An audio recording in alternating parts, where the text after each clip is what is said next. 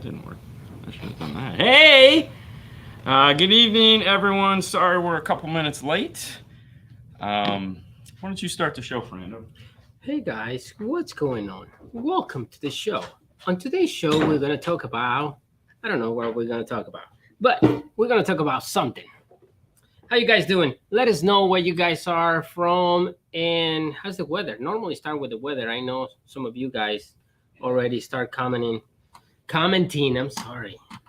I'm going to go quick right here. Hey, 25, how you doing, buddy? Torrential rain and flooding here in Sydney. Oh, I'm sorry. But hi from Sydney. How you guys doing? We have El Fuego 77, sunny in Seattle. Wow, that's pretty cool. What's up, David? Solo X is real. Yes, I saw a few pictures of actually the video from Kicker that they released. Oh, that's what they're doing right now in the Bronco. I mean, we know it's real. We've actually touched it. Yeah, I'm just saying, but more than one. What's up, Johnny? Well, as I say, if you say it once, it's not real. If you've said it twice, that's what they have. They true. have a pallet full of those solo. Yeah, at least somebody got them. I think this Hello is from Vegas. This is gonna be a iced tea night for sure. Hey, what's up, Christian? I saw your picture. Can't wait. Very nice, man. John, what up? God, that's wide. Yes, it is. Not that much. Narrow it down just a tad. $1.77. Oh, what's up? Javier, Guanajuato, Mexico. What's up, man? Sweden. All right. Sweden. Sweden in the house. Canada. I love the guys from Sweden. They're so cool. Canada. Sweden. Where's in the lab right now? The 430.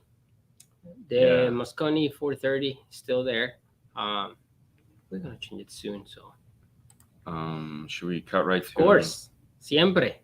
Siempre ocho nueve. I have no idea. Hey, all right. So.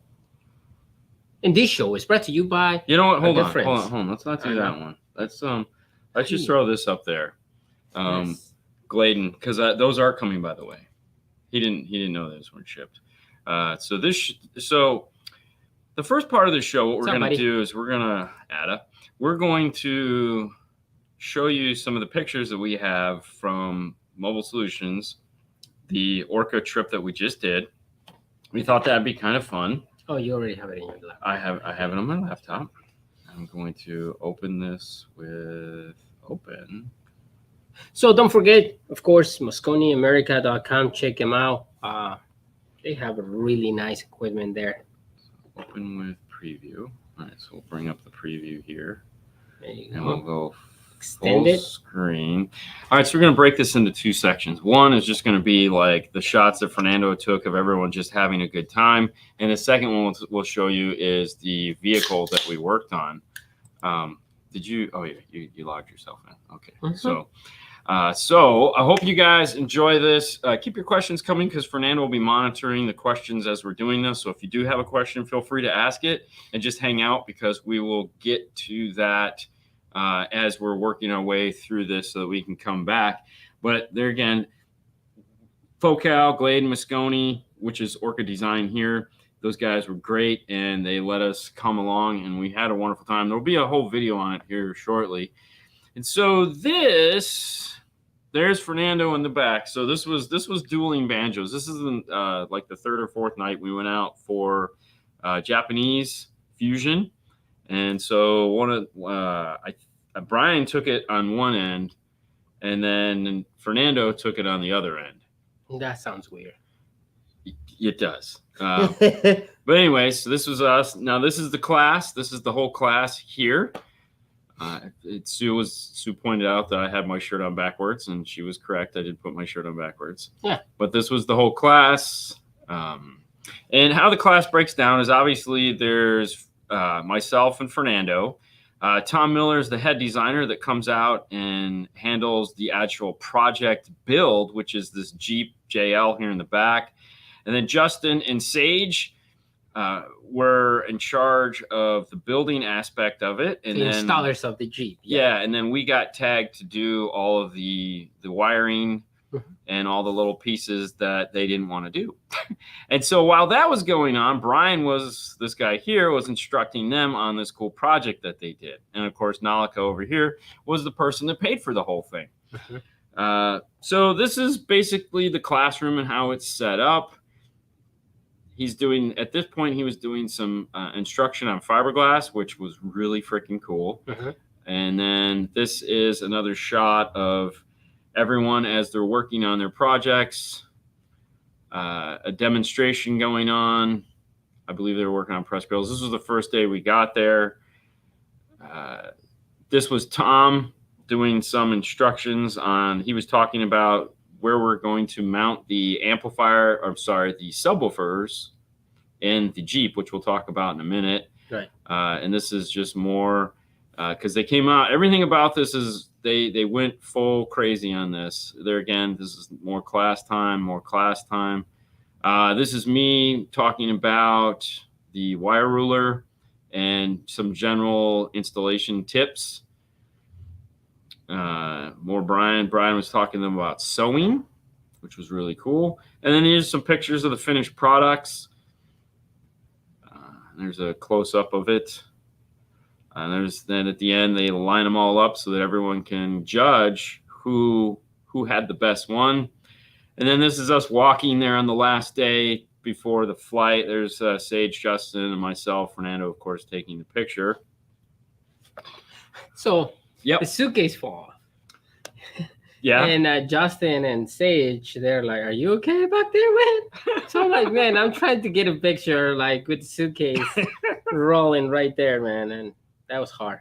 It was hard. All right. So I'm going to open these with preview. Now we'll talk a little bit about the project that we helped build and some of the bits and pieces of that. Go back over here. We'll go to full screen. I'll put myself in the top corner. So this is the amp mount that they made. The idea was they were using two products in this. The Atomo 8-10 and then the mono block. And the idea was to take out the factory power inverter, relocate that up into the dash above the gas pedal, and then mount both of these two products where that factory power inverter was. Quite a daunting task, I might add. So Tom took to designing this bracket, and then this is the bottom side of it. We've got a little artistic there. And then these were the brackets to mount the subwoofer Focal under-seat subwoofers that they had. And I'll show you what they are as we're going through here. So before you go, and that one, normally when you see something like this, is like, yes, of course, is an under-seat bracket for an amplifier, right? It's like, yeah, of course, I'm going to mount the amplifier, but that was the subwoofer. And also in this case, you would think that this was going to mount using the factory floor brackets, but no, this was actually getting mounted into the actual seat. They made it very difficult, as in typical fashion. And so this is it mounted into the seat. Now that square box there that says Focal is their under-seat subwoofer. Now, what's cool about this is this wasn't the only subwoofer we were putting into the vehicle. We were actually only going to use these as mid-bass.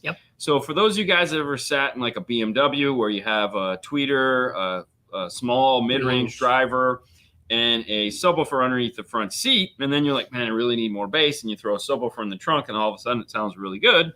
And or you're pulling out the factory stuff, and you end up putting your mid-bass underneath the seat. This was the idea that they were going with. So in the Jeep, we took the 3.5 out of the top and we put which I'll show you in a second, a flax tweeter where all the 3.5s go in the top and in the dash. The factory 4-inch we left alone. We didn't pull those out. We used those as mid-range. And then we put these underneath the seat. And that Atomo 8-10 powered everything. So 6 of the channels went to the front stage, 2 of the channels went to the rear. We put passive crossovers on the tweeters so that we could bring the 4 and the tweeter together. So that was a passive two-way set. And then the mono amp was powering the FLAC sub that we'll get to and show you what that turned out. So as you can see here, this mounted is front firing. That U-shaped bracket is going towards the front. This is the Focal Flax tweeter that went up into the dash. And then this is the Focal Flax sub that went into the back. This guy here is probably the most expensive subwoofer mounted into the back of a Jeep you'll ever see. And as we go through, you'll kind of figure out why. So first, they got the factory sub out. They sound treated the whole inside and also they epoxied in some bracing. The silver part there that you see is an 1/8-inch aluminum bracket designed to hold the subwoofer. Now this stuff is all CAD drawn and then lasered out. So as you can see, it fits quite well. Now this is going back to those amplifiers mounted into the bracket. So this is the 8-channel on top. Take a couple pictures of that. And this is what it looks like once it's mounted into the dash. So those two big screws in the front are attached to the factory brackets. And then this whole thing just slid right into place. And I had the pleasure of making it all happen. So that was a lot of fun. There again, there's a picture further back so you can see it's in the Jeep, and to kind of give you perspective of how small that is. There's a picture of the mono amp on the bottom. All right, so now this is the completed subwoofer, and it looks very factory. Justin did an amazing job on the back black part of the grill. They made a press grill. And we'll get a closer picture. Here's another picture of the bracket for the subwoofer. There's Tom lining the thing up. There's Fernando taking some, and there's Fernando's pretty shots.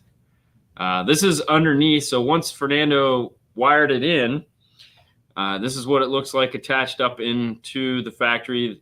He zip tied our braided wire up to the factory wiring harness so that it was able to slide back and forth and cleared perfect. A little bit farther back, you can hardly see it in there.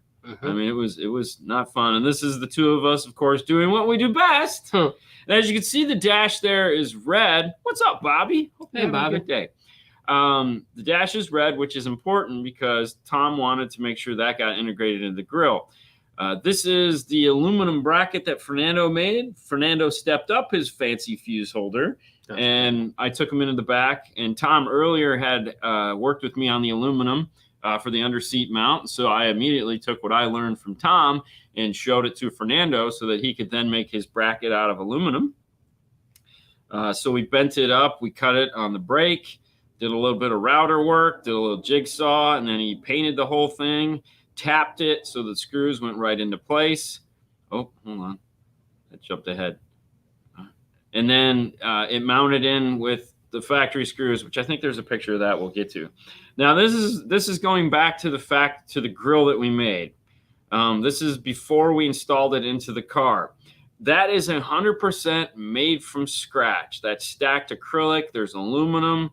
There's more acrylic. The red piece on the top is an acrylic piece that has been vinyl wrapped. You can kind of see the indentation there where the more Focal grill little chiclet is going to go. That Fernando and Tom spent a bunch of time because Justin was like, screw this. Yeah. And this is kind of a step as we go. This was test fitting to make sure that everything goes into place.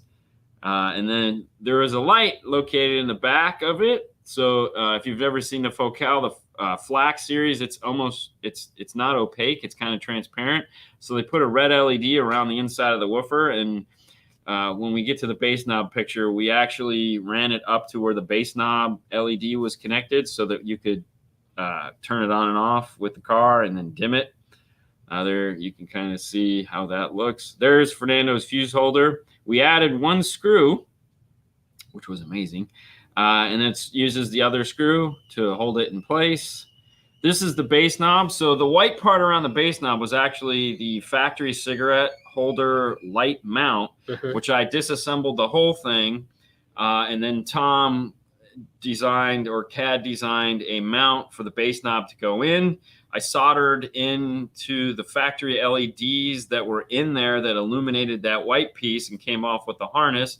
Fernando tapped into the car It's a 3-position cigarette lighter. So he grabbed the illumination in the ground, and then we use that illumination to feed the LED in the back, so that if you roll the rocker switch to, fade the car, the LEDs would get dimmer or they'd get brighter. So actually it worked out really well. And we were able to keep that white light illuminate around the bass knob.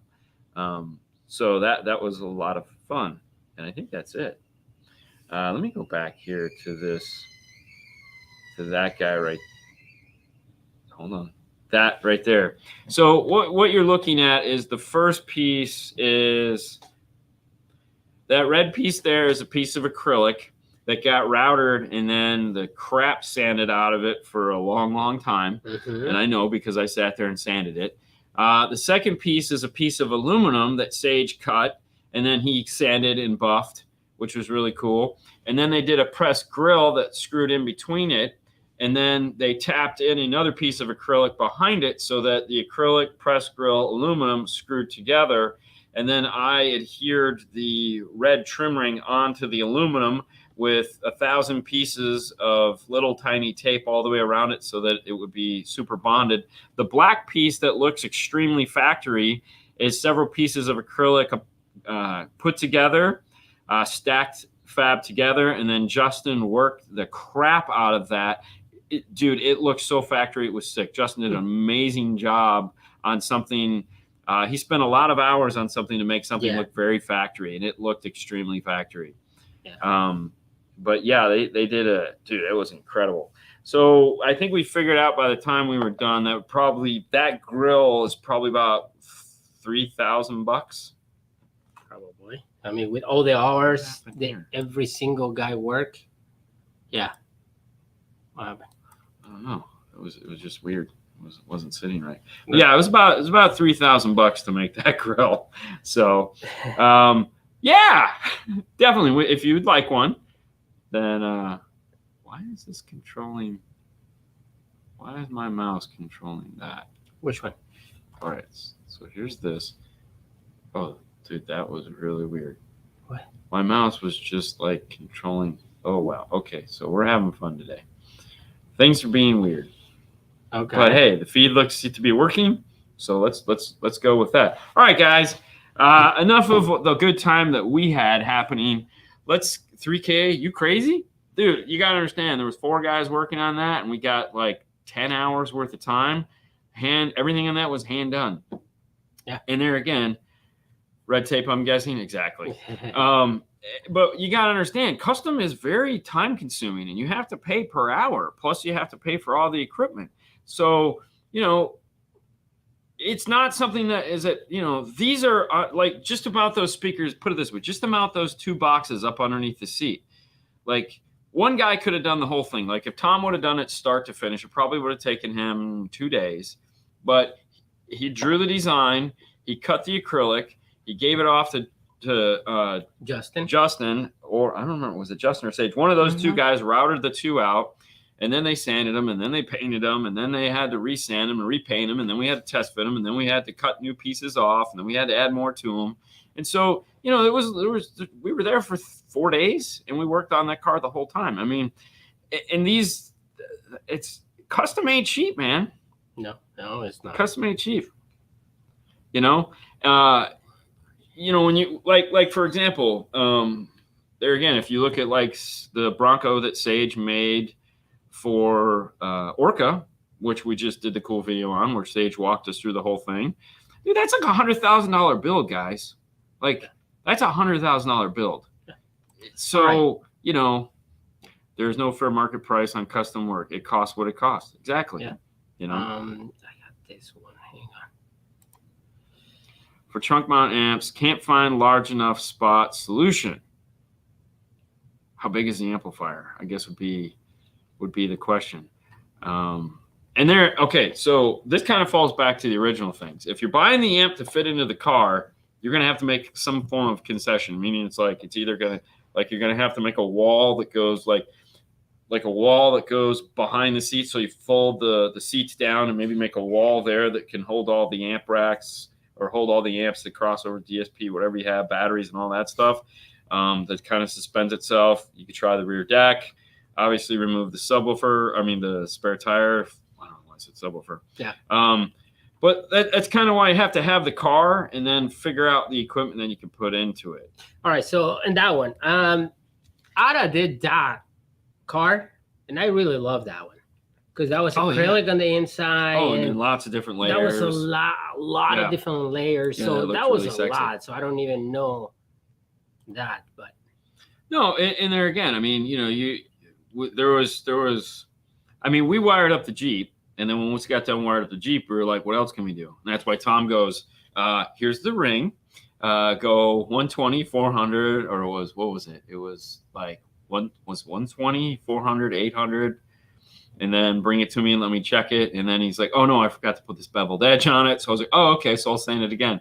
And then I was like, hey, you didn't say you want, oh, yeah, you're going to need to do that too. So then it was, so. It's a lot of hours. It was like 3 hours sanding that thing. And I thought he was going to put regular like material vinyl, not sticky sticker vinyl. So I was like, once I realized, oh, we're putting sticker vinyl on this, then it was like, oh, okay. So then it was just sanding for hours and hours and hours to make sure that it was perfectly flat and that there was nothing. It was like almost, we could have gone over to the polisher and polished it and it would have been like mirror finish. But that was hours of just sitting there going. Pretty much. So, I have a stock amplifier. Then should I tap into factory head unit? Because should it send full signal to amp and then amp would do all the EQ? And hello from Finland. Hi. Okay, so if you have a stock amplifier, then should I tap into the factory head unit? It really depends on the car that you have. So the immediate answer is probably no. You're more than likely going to have to go after the amplifier. However, there are some cases you can go before the factory amplifier, and that is if the factory radio puts out what's called a variable voltage output, meaning when you find the wires that are coming out of the factory radio into the amplifier, if you put your voltmeter on there or an RTA that measures electrical, something like the IRTA2 that we have, and you can get it at DNF Tool Drawer. If you turn up and down the volume and the voltage changes with the volume, then more than likely, yes, you'll be able to go before the factory amplifier. However, most of the cars nowadays, that is not the case. It's actually a fixed amount of voltage that comes out of the radio. When you do this on the volume knob, it turns up and down through data. The gain in the amplifier goes up and down. So the volume section is actually built into the amplifier, in which case, when you do this, if you go before the amplifier, there's no voltage change. Now, that's not a total like, oh man, if you get an amp that has, if you get a DSP that has some kind of external volume control, well, then you can install that and use that as your main volume instead of the radio's volume knob. The problem with doing that is, depending on the car, the radio might not be reporting all of its information over the audio signal, meaning there could be extra wires in there for backup sensors, Bluetooth, navigation, and any of the other fun noises that need to come into the factory radio. So going after the amplifier is what happens most of the time, because then you can take the signals that you have and redirect them to where they need to go. In that case, if you do what's called speaker for speaker or power for power, where if you have a set of factory tweeters, the outputs of the amplifier go to that, the outputs of the mid-range go to the mid-range. What's up, Mel? And so on and so forth. So that's if they're now, all of this could be avoided if they make an amplifier interface for the car. So for example, PAC has Amp Pros, Mobridge has a lot of interfaces. Helix has some interfaces. Audison has some interfaces for European cars. Nav TV also has interfaces. So there are interfaces available. And what those actually do is those plug into the data bus and they get treated like the factory amplifier. So you get the signal output, non-EQ'd, non-nothing, and then you get the volume control because it's control over data. So there's a lot to it. I sold some custom Ford emblems for about $1,000 each, and they were way smaller than that grill. Custom work ain't cheap. Exactly, Oscar. That's right. Yeah. Right. If you guys come to SEMA, make sure to leave enough time for the car audio meet by Kicker and Sundown. It depends when it is. We leave Friday. Friday, yeah. Where can I get keys for an Pioneer AVH X57 BHS? Keys. Keys. What do you need keys for? It might have the cage. Yeah, it's gonna be tough. I mean, really, you might be able to take like some thin cardboard and just slide them in. However, for radios, there is a place that sells all of the parts that come in the bag. That place is called, and not to be confused with Amp Global's pack, it is called Pack Parts. So it's all one thing, PAC Parts.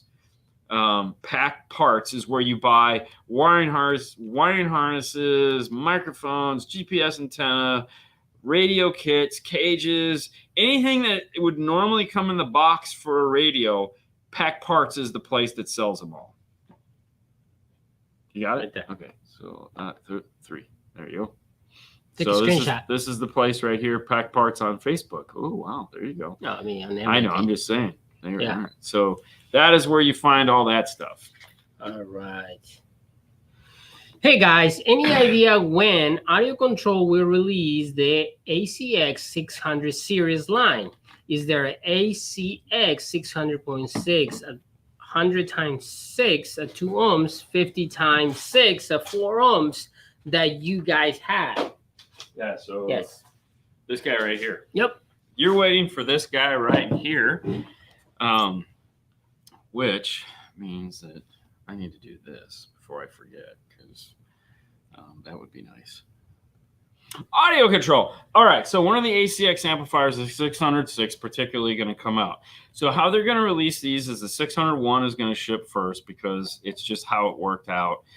Followed up, my guess is probably the 5-channel and then the 6-channel. So the 6-channel will probably be last. And you're supposedly going to see the rollout of these over the next 3 months. So maybe Christmas time, if we're lucky, we're going to get this. This one is a prototype. This is one of 3. So I would be more than happy, if I could, I would get this to you, but I can't because it's like missing screws and it probably barely works. But that's okay because it's on loan. This actually goes back to them. But yeah, That's right. So yes, soon, very soon. They're on their way. I think some of them are already on the boat. I have Picked up a key for 200.4. Is there a big difference between and the key 180.4? that I have installed. Okay, so this is going to be one of those things that hopefully no one at Kicker is listening to. I really like the 800.4 better. They changed the EQ between the two. The 180. A lot of people like the 200.4. They feel it's better and it's more center, whatever. But I liked the 800.4. I thought it was just a little bit more impactful. 180.4. That's what I keep saying. Yeah. Wrong. Anyways, as far as will you notice a difference, you might notice a difference in that tune. However, the 200.4 is a little louder. Now, a trick that will get you back to sounding like the 180.4, I'm just going to call it the 80.4. You know what I'm talking about. And this is the workaround. So if you're listening to the car and let's say the center channel is off, go into the balance and fader and use your fader to get it right. So for example, let's say it sounds like it's a little too far this way. We'll move the fader control until it's exactly centered where you want. Let's say it's +3. Then what you're going to want to do is go into the bass and treble response and adjust those until you think you have it the way you want it. So let's say you went up 1 on the treble, maybe 1 down on the bass. All right, so write those numbers down. If it's a positive, now make it a negative. If it's a negative, now make it a positive. And then rerun the auto setup. When you get done, put everything back to 0. And guess what? It's going to sound amazing. All the changes that you wanted to make will now be made, and they'll be exactly where they're supposed to be. And that's a hack. But no, it's a little louder. That's about it. And not much. I mean, you're talking 20 watts. I've always wanted to get your thoughts on 3-way with a mid-bass mounted under the front seats. I hadn't heard of this technique until recently. It was freaking awesome. I will say this. It was an amazing amount of work to do in this particular vehicle, but those little Focal guys, man, it was cool because, I mean, technically they were a woofer. I mean, it's shaped like a loaf of bread. a little low for Brad. Technically, it was a woofer, so we could play those things down super low. And then with that 4-inch that the Jeep has from the factory, which, I mean, those things play deep, but we weren't obviously playing deep on it. We were treating it as a mid-range. So everything was overqualified to do what it was doing. And then when we added the 10-inch sub to the back, which Fernando spent a lot of time making sure that didn't leak. Where? When you made the gasket around the aluminum bracket. Oh. You don't remember doing that? You sat there for an hour cutting that sound shield tape. Oh, okay. You don't remember doing that? Yeah, I remember. Yeah, I know. Anyways, it was quite impressive. It was really quite impressive. It was almost scary good. So, yeah. Yeah. And we do that in BMWs. We leave that played as the mid bass. So it's kind of fun. All right, what else you got? Where would be the best place for dual amp setup in a 2021 Accord Sport non-Bose, and how would you run the wiring? Well, I think we have a ton of videos on Accords. Yes, so, I mean, we do. as far as that goes, power wire down the driver's side, signal down the passenger side. It's easy enough to get speaker wires through the boot on that one. Also depends how big are your amplifiers. Yeah, it's really, if you have gigantic amplifiers, you're probably not going to put it under the seat. You have to put it in the back. So I mean, we could fit an audio control DE5 1300 underneath the passenger seat. The driver's seat is a little tough because of the motorization, but it should fit. Mm-hmm. Otherwise, there again, we've done small amplifiers mounted into the side panels. And then depending on what box you have, like I know the Zen audio enclosure that we would get. And then you also have the rear deck. We did a lot on the rear deck. Yeah, that's right. You also have the rear deck. So anyone in here ever install a Pack Audio FD01 and an F150 APH FD01? What is an APH FD01? Does anybody know? Because I mean, let's be honest. We know we have. It's a. All right. So what is it? All right. APH FD01. APH FD01. It's a speaker connection harness. That's T-harness. Yeah, it's the T-harness that we use when we're doing the B&O system. We integrate that into the so that's if you have the BO system and you want to bypass the BO amplifier because you're putting a new radio in the front. But we use that harness all the time when we were doing like the Zen A to B. Mm-hmm. And because their harness sucks, so we would cut their harness off, solder this harness in, and use this for all our speaker wires. So yeah, we used it all the time. It's a nice harness. Factory system has 14 cabin speakers, need new head unit, but can't replace. Please help. I mean, I would love to, but there again, need more information. What kind of car is it? Just because it has 14 cabin speakers, can't fit. Without the right amount of information, it's kind of hard to answer that. However, I will say this: depending on the DSP that you buy, DSPs typically have auxiliary inputs on them, or they have external audio inputs built into them. What I mean by that, some of them have Bluetooth, some of them have digital inputs that you can then take a device such as a phone or a portable player and feed that signal into the device, negating the whole factory radio portion of the car.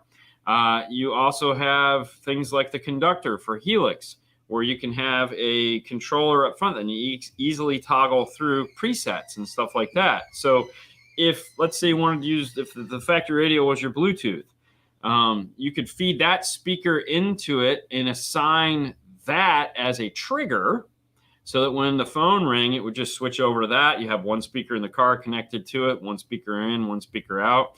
And then when that shut off, it went back to your knob. So, I mean, there's ways you can do things like that.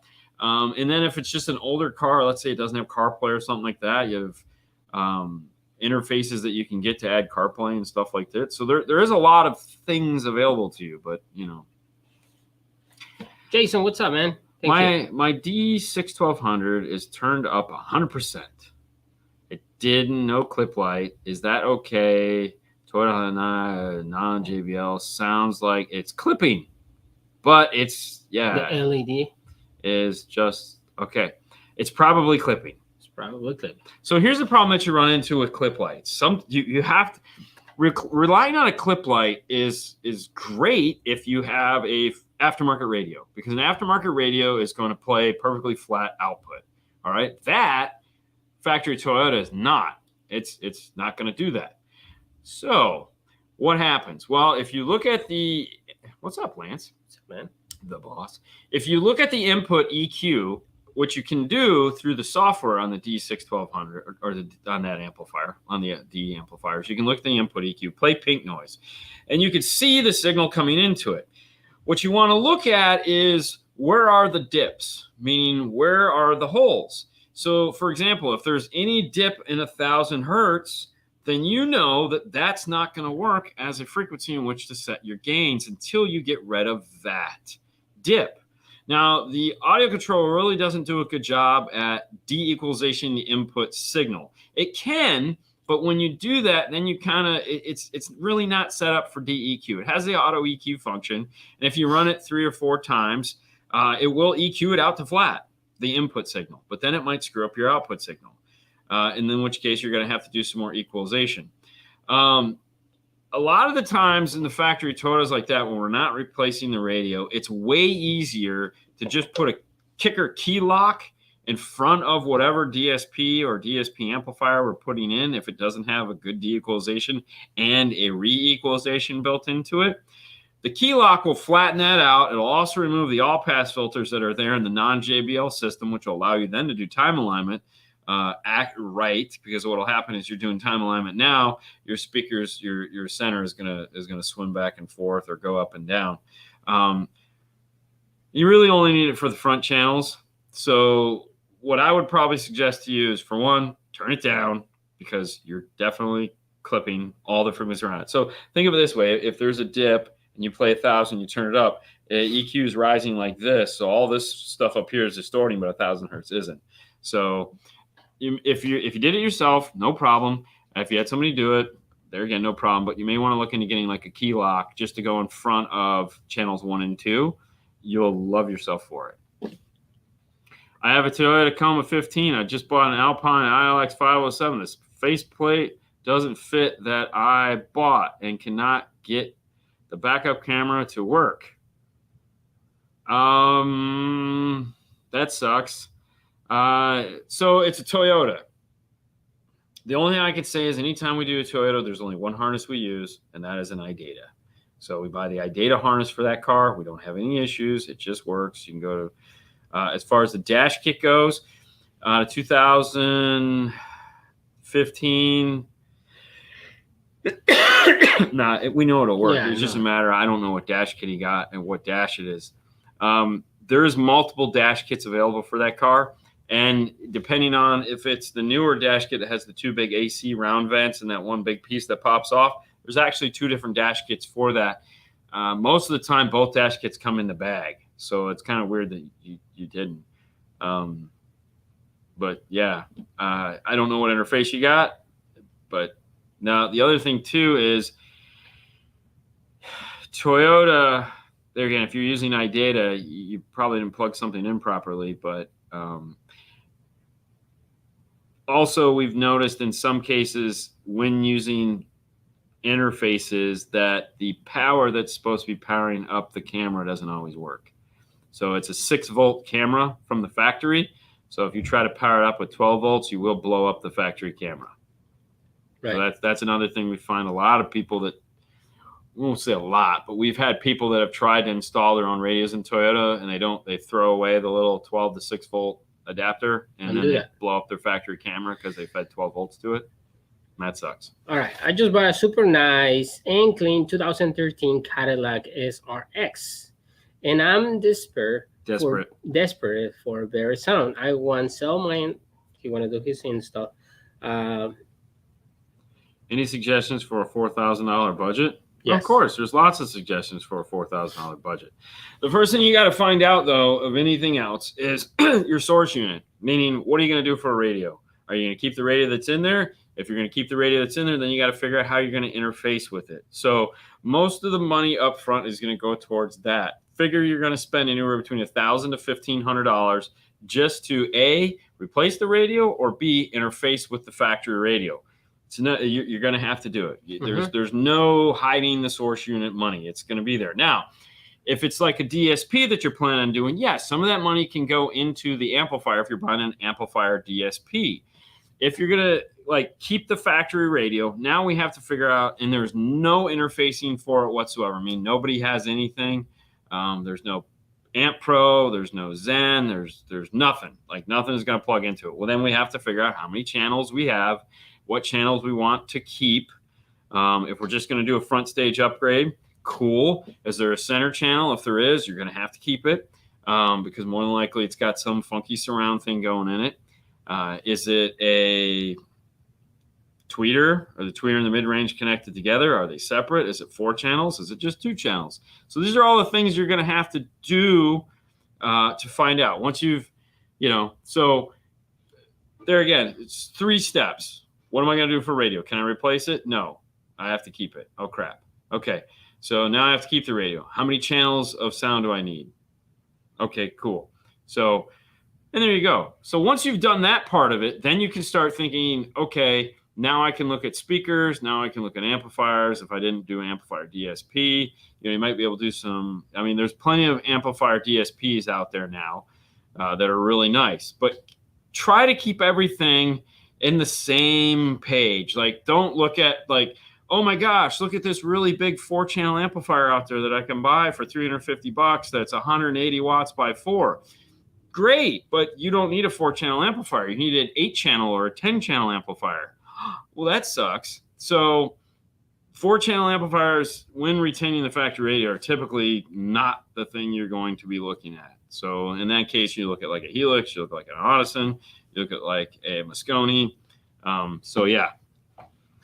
Yes, that is correct. Yeah, they don't make nothing right now. I was checking in the website. They don't make nothing. All right, so you're gonna do the original thing then. Is now you need to figure out what channels you're keeping, how many channels are in the car, and you're gonna go forward with that, or scrap the whole radio altogether, put your own, little volume control in there.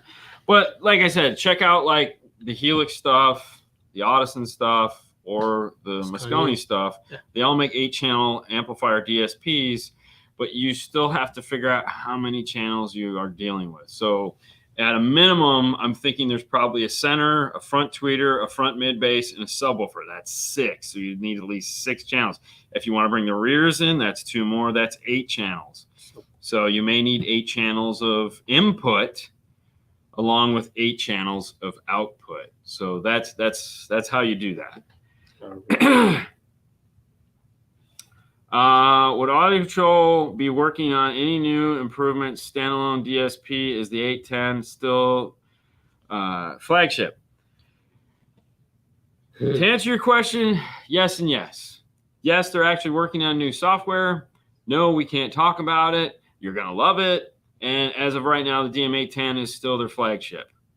So yes to all of the above. Hold on one second. Don't forget this one. This one right here? No. Okay. Thanks for all the tips so far. Crossover mounting location under the dash or on the amp rack. If I have room to put the crossover somewhere other than on the amp rack, yeah, I like to do that. However, sometimes you don't, so then you just do them and make them look pretty. But no, if I can hide them like in a panel somewhere and there's plenty of room around them, yeah, I'll do that every time. But keep in mind, you want to put them in a place that is serviceable. So you don't want to bear it like we'll get these things in. It's like we get to play where's the crossover game, and it's like you're taking half the car apart. All of a sudden you kind of shine your light and you see, oh, I think that's a capacitor through the clear, and it's like, and then you pull it down and there's like 500 feet of wire and sticky crap, and you're like, oh, really, guys? So don't do that. But if there's a nice place to make like a plastic mount that you can attach it to, and it looks like it should be there, like if the factory were to come in and go, oh yeah, that's part of the car, and then just keep going, then do that. Otherwise, no, put it back by the amplifiers. Does a 2021 Accord non-Bose need load resistors? Yes. All new cars need load resistors. We use the audio control LGD greens on that particular vehicle.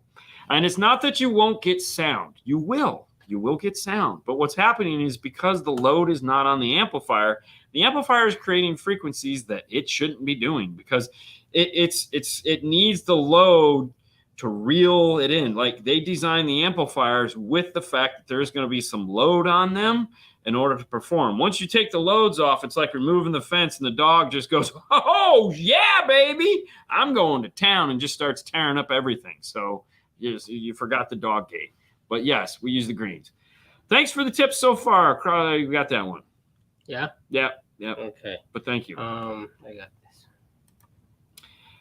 How's the easy way to tell customers that the gains ain't volume control after installation? Oh, God. So there's no easy way to do it. I would like to say it has to be tough love. Okay? It has to be tough love. The gain control and where it's going to be set kind of has to start at the beginning of the conversation, meaning like you have to find out really what the customer is into and make sure that you sell them big enough amplifiers or the right amount of speakers so that the gain never becomes a topic is really where the whole conversation starts. So if a guy walks in and he's like, dude, man, I want a Gorilla. And blah, blah, blah, blah. Okay, and then you sell him a 500 watt amp with 112, and he gets in there and he's like, bro, crank it up, and it ain't Gorilla in it. Well, then somewhere there was a miscommunication, and he is going to go in there, and if it's not loud enough, he's going to crank the knob because, after all, he spent $350 on some bass, and he wants all $350.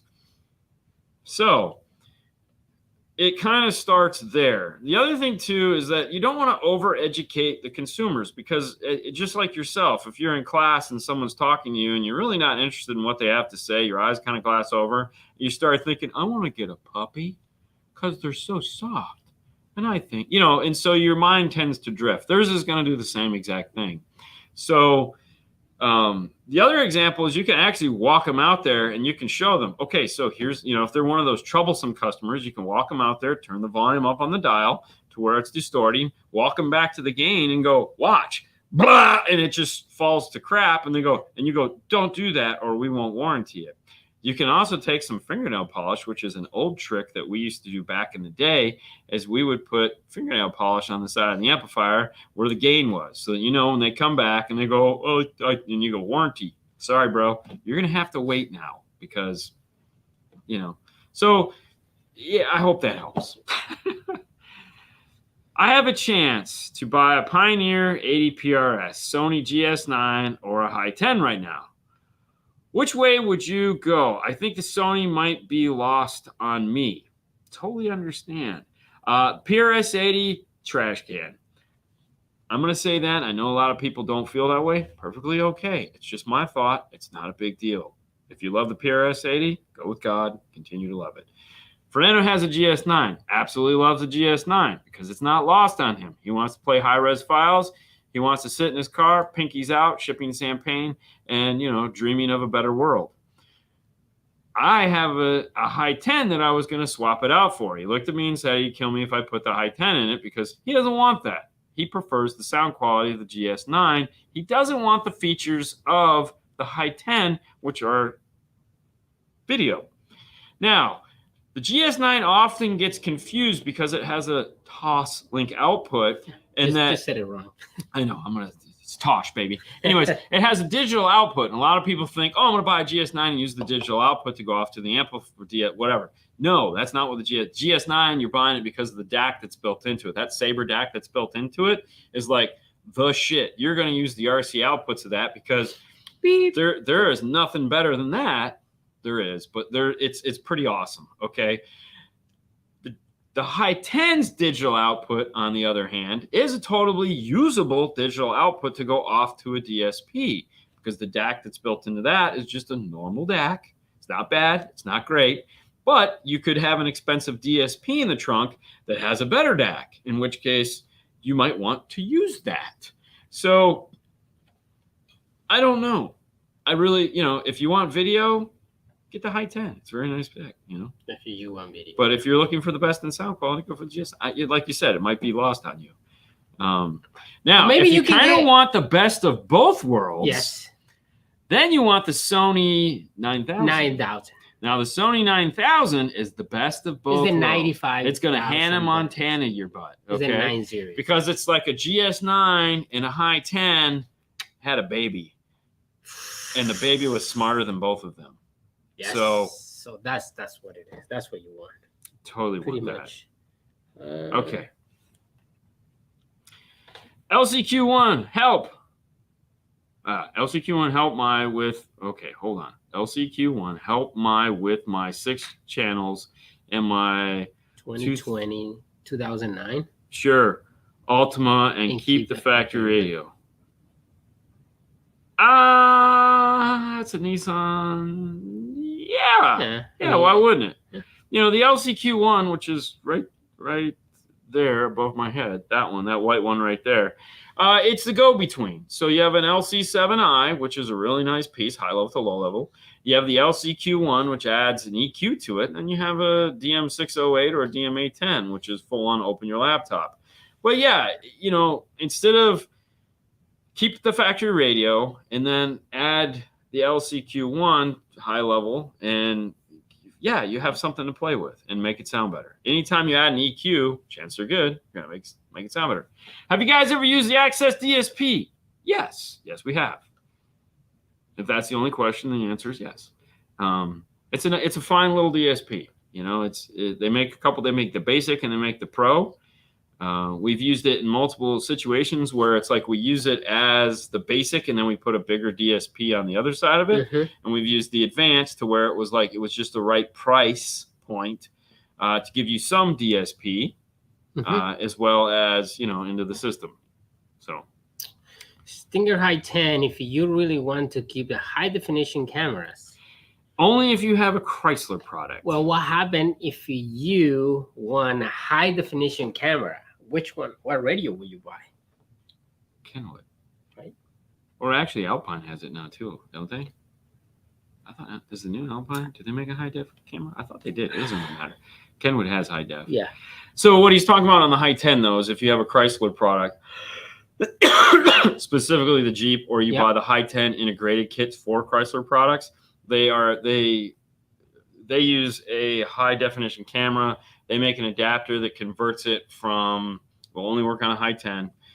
They converts it from their high def to HDMI. And then they have an HDMI switcher that they put in line that talks to the radio so that they can keep it high def into the high 10. It's pretty cool. 2021 Tahoe Helix DSP Mini. I have both the door 6x9s and the dash speakers on the same left and right channels. My question is, where should measure for distance to ear? Mid bass. Should go to the mid bass. So go to the lower door. And if you don't like it, try the other one. I mean, you can always try. I was going to say, keep in mind, guys. You know, we're going to tell you that go to the lower door. You're also talking about 3 feet of difference between here and here, and you have them connected on the same channel as a coaxial. So sometimes, you know, Fernando will always take measurements to every speaker no matter what we're doing, if we're doing active or passive. And the reason why is because over the years we've found that in some situations, even though the rule of thumb, whatever the hell that means, is to go to the mid bass in the bottom of the door, sometimes it just sounds weird, in which case I'll put the other numbers in, which are the higher speakers, and just because they're playing more mid-range frequency, it sounds better. You know, it's funny that you say that. I'm in the car with Sage. Yeah. Right. And we tune in the car, or well, he's tuning the car and everything, and put the frequencies and put the crossovers. And like, I don't like it. You know, it doesn't sound right. So we have to change the crossover points in that car, not in the Jeep, and in another car for Juan's car, and change completely. Yeah. You know, and it's like, it's just the acoustics of the car, how is that doesn't like this. So play with the other one, you know, measure with that one and then play with the other one and see which one you like better. Yeah, unfortunately, this stuff isn't just carved in stone. No, it's not that's really. what I would say. Frankie, the answer is no. We have not used it yet.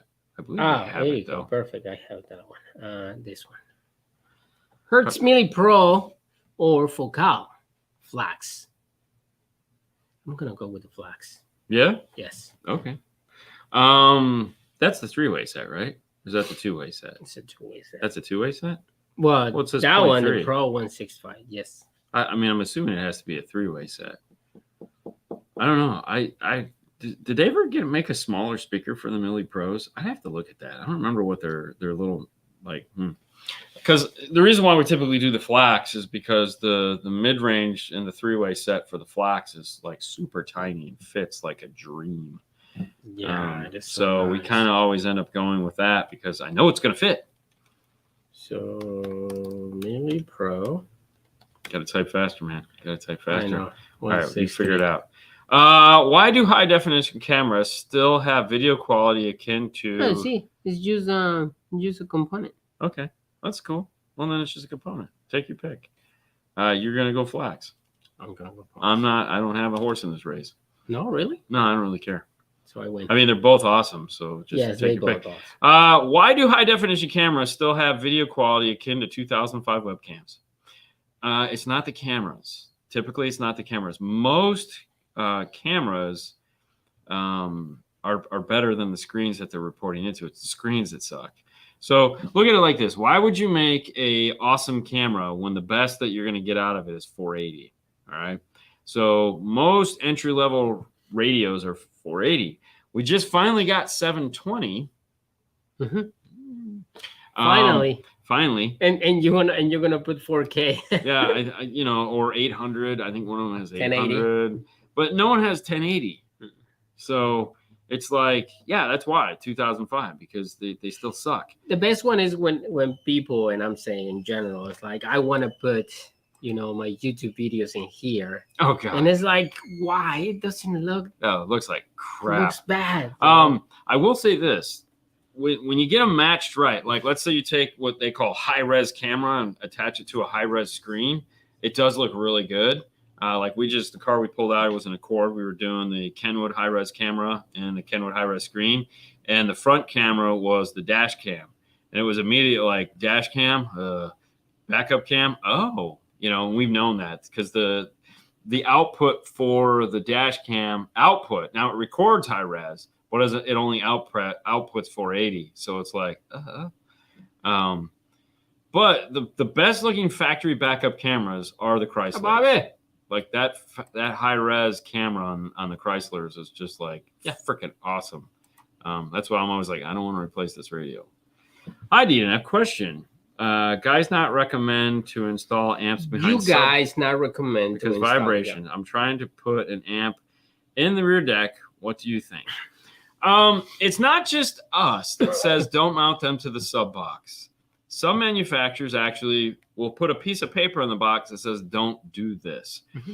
Now, some of the amplifiers come conformal coated, and if it's a conformal coated amplifier, which you'll never know, mount it wherever the hell you want. But if you can avoid it, avoid that poor screaming air compressor out back. Oh my god. Okay. Anyways, but yeah, if you want to mount it to the back deck, which is perfectly cool. Make sure you put it on a very nice, like we use 1/4 inch ABS, which is real rigid. We try to keep it multiple points so it doesn't shake and rattle. And the other thing too is do not mount the amplifier upside down. So don't screw the amplifier up to the rear deck. Make a bracket. And the reason why is because heat rises. And if you mount the amplifier upside down, you're negating the heat sink on the amplifier. Okay, so your amplifier is going to overheat that. So that's why you always see these overly complicated mounts that we make for the amplifiers. And it's like, why did they do that? They could have just easily screwed it up. They're so stupid. Oh, God. Now, if you don't have another option, it's like, it's no way. If you're going to mount it in the box, trying to make a double plate, like another don't plate. Mount it to the box. It to the box. Put a wall. So sometimes we've done that. We'll actually make a whole L bracket assembly that sits in the rear of the car and is attached to, let's say, the rear of the car, and then the box slides up to it. So there's an area there for earthquake. Jay, kind of like the split in the sidewalk. What's up, man? California's in the house. up, Mike? Dude, it's not the belt on the air compressor. It's just the air compressors. The bearing is shot, and these guys don't own tools. Like, they lost their man cards.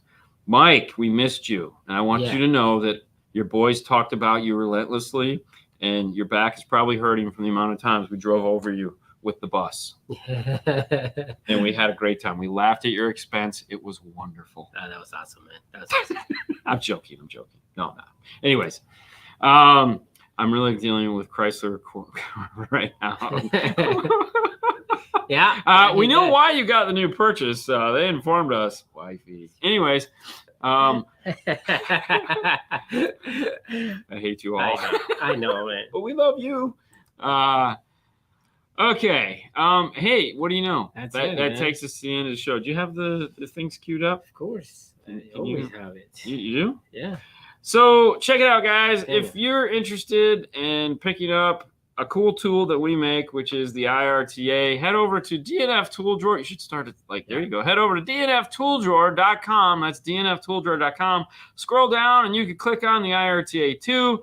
We ship those. We make those. Those are ours. That comes directly from us. There's a ton of videos on here. If you scroll down, once you get onto the page, you can watch and see how this thing works. It will change your install game forever. Yeah. You will no longer be shooting in the dark. A lot of the questions you guys ask, this tool answered, and you won't have to ask us. It's kind of why we came out with it, to make your lives better. If you're interested in picking up some cool apparel, not these shirts. I'm still trying to convince Haley that she needs to make these shirts and sell them on DNF Tool Drawer. Yeah.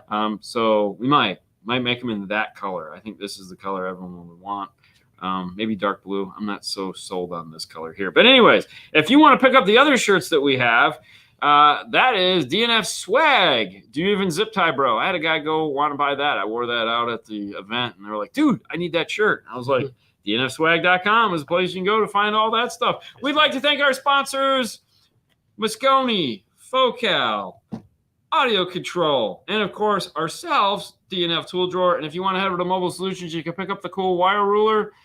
That's right. People's minds were blown this weekend when I did that tutorial on how to use that. I was like, how do you guys not know about the wire ruler? Either way, they sold a bunch of them. So very cool. All right, guys. Well, Monday is another day. Monday. We'll be back here Monday playing along. It'll be a normal week for us. Hopefully it'll be a better week for you. You guys have a great rest of your week, and we'll see you next time. Bye, guys. Bye.